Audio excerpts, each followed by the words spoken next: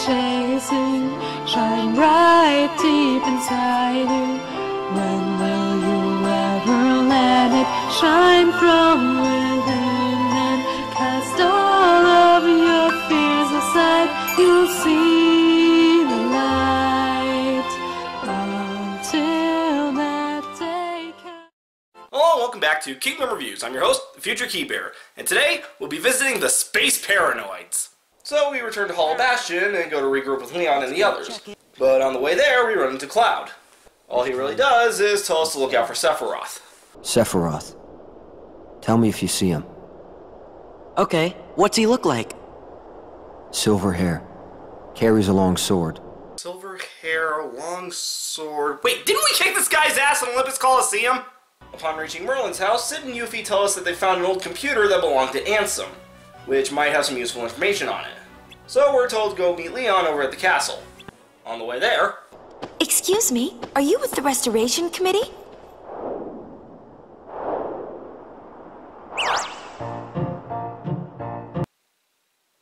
Why are the Goldwings pixies? I don't even care that characters who are heroes in their game are now informants for Maleficent, just... why pixies? Once we make it to the castle...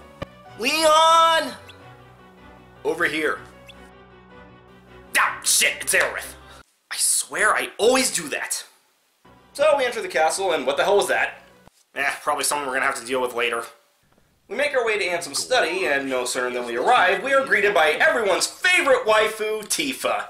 Man, we're really piling on the Final Fantasy characters here. I'm looking for somebody. Have any of you seen a guy with spiky hair? You want to give us a name with that? Spikier. That is very debatable. After Tifa leaves, Leon appears and shows us to his secret room where Ansem's computer is. And here is more or less my initial reaction to what's about to happen next. Easy. You want to break it? Wait, was that? Oh, sorry. Guess I got a little carried away. Whoa! Huh? Wow! Oh my god, it's Stitch!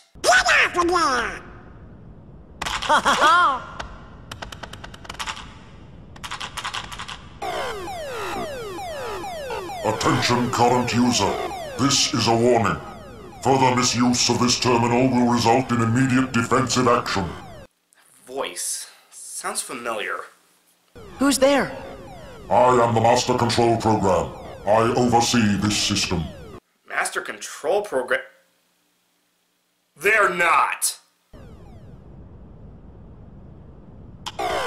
Donald! I'm sorry. Decision gate breached. You are now under arrest. Arrest?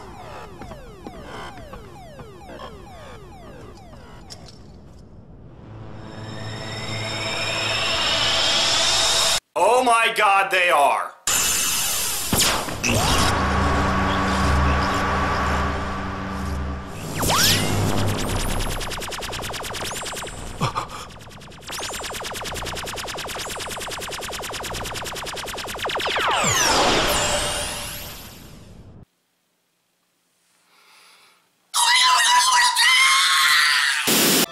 One day you will realize the stars. So, upon entry...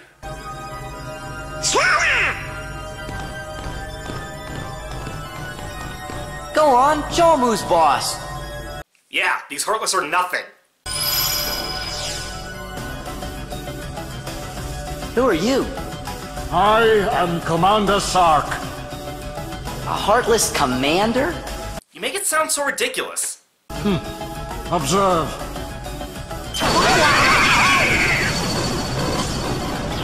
Okay, you're the boss. I get it. Yeah, I get it too. What I don't get is why Sark never does that again. So our heroes are thrown into a cell where they meet Tron. Man, what kind of world is this anyway? You're inside a mainframe computer system. A what system? A computer system for processing data. This system is a copy of one created by a corporation called Encom. The original program was destroyed. but this copy was acquired by another user. The new user updated and customized the programs, renaming the system Hollow Bastion OS. He used the system for town maintenance and to advance his private research. My name is Tron. I'm a security program, but now I'm under arrest, same as you. Everybody got that? I have a question.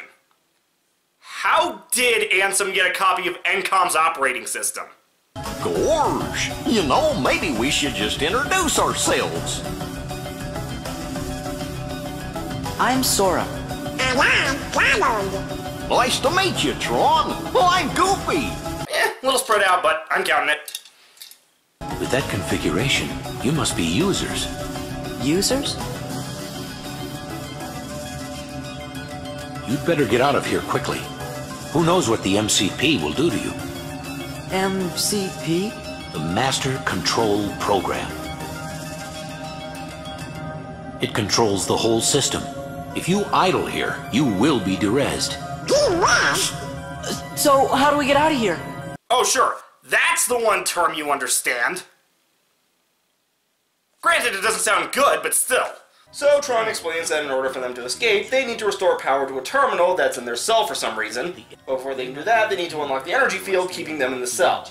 Unlock. Oh yeah! So you beat the crap out of the gate as it drops data that you can use to quote-unquote freeze it. This really just serves as a tutorial for using this mechanic later. Afterwards, we see Sark talking to the MCP about something called the data space. We then head out and do a weird mini-game to get the power back on, which really isn't that much of anything. Once that's done, Tron asks for a favor. He wants Sora and company to find the password to the aforementioned data space called the DTD. Tron wants it, hoping that he can reacquire his lost function so he can take on the MCP.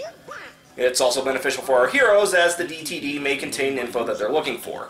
Okay, we'll just have to find your user and ask him. What's his name? You mean you don't know?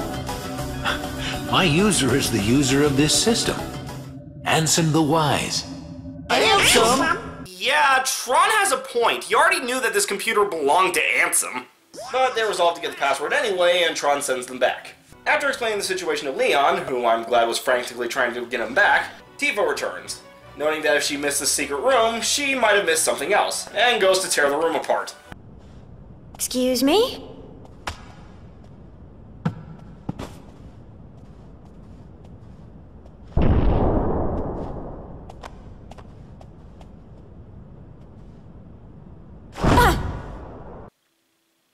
Tifa, honey, I love you, but you can't solve all your problems by punching them! Well, fortunately, by moving the painting, she revealed a diagram that gives our heroes a vital clue to what the password is. Oh! D-T-D. DTD! One-track mind, Ansem was. No sooner than they mentioned this. Say, fellas, did somebody mention the door to darkness? Your Majesty! Long time no see! Shh. The organization might be listening. If that's the case, I don't think whispering's gonna help. You mentioned the door to darkness? Yes, sir. You see, we're looking for the secret password. Password? Don't give him that look. Not 7 minutes ago, you had no better idea than he did. Well, the door to darkness can only be opened by the 7 princesses. There's Snow White, Jasmine, and Belle. Of course. That is actually really clever. With that password, we can get access to Ansem's research data. So that means you might be able to find out where he is. Stop joking around, Your Majesty. We already defeated Ansem. You know that. You really think he can't come back? Oh, God. But before the king can explain, Leon rushes our trio back to the computer to get the password to Tron. First, though, the king presents you with Master Drive form. At the cost of both your party members, this form gives out both the dual-wielding action of Valor form and the massive magic boost of Wisdom form. But that's not all. On your way back to the computer, you also get the Stitch Summon! That's right, the Stitch Summon!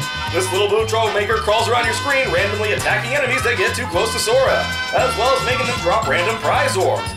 The Its limit essentially amounts to doing these things on command. You'll find this very useful upon returning to the Coliseum.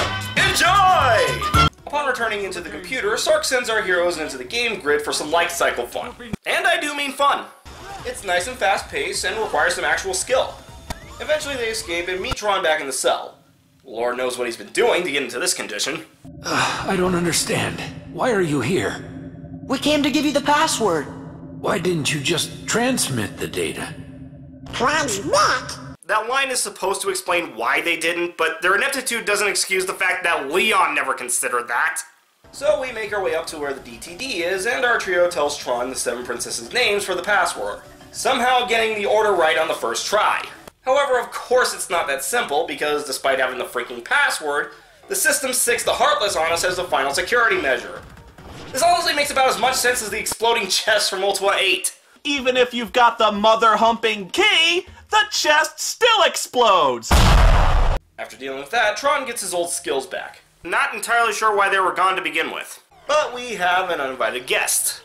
Finally, I have full access to the DTD. My takeover of the system is now complete. I might have anticipated such a simple password. BS! What's this? An emergency destruct program for the town. Let's see how it performs. Why would you need that? What is it like for the zombie apocalypse and everyone's already dead anyway? Fortunately, Tron stops the MCP by changing the password. Now we have to go destroy the program that the MCP was trying to load by heading to the I.O. tower, which is lacking its guardian. That makes me sad. So we enter the tower, and the cutscene makes it look like we need to go back to Ansem's lab, but instead we have to go back the way we came to deal with this monstrosity. Why do you insist on allying with these selfish users? Because I want to help them. Something written into my code commands me to do what is right. Really? And what command would that be? You know, I want so badly for Jiminy to just jump out and say, "It's called having a conscience!" Anyway, the fight against the hostile program is good fun, and the perfect place to use Tron's limit. This might be the most powerful limit in the game due to the fact that after using the finisher, the attack still goes on to damage enemies despite the limit being technically over. Once the program is defeated, we return to the terminal in the I.O. tower. Before Tron sends our heroes back, Sora admits that they just sort of found the password and even that Ansem was their enemy. But as it turns out, Tron isn't the biggest fan of Ansem either, seeing as how he was the one who brought back the MCP. An act that Tron claims that Ansem wouldn't have done back when he first started using the system. This is our first real hint that not all is quite what we thought with Ansem, and we leave on this tender note. You, my friends, are the new password. Thanks, Tron. Take care. You too, and give my best to the users. So that was the Space Paranoids. This world was awesome. I am a huge Tron fanboy, and I love that it was represented in this game. The world was recreated very nicely, and I love the program designs for Sora, Donald, and Goofy. But without a doubt, the best part is how it tied into the story of the rest of the game. Most Disney worlds, especially in this game, can kind of seem like filler, but this one actually had relevance to the overall plot. One of the best worlds in the series, in my opinion. Well, that's it for this episode. Tune in next time as we're in for quite a battle.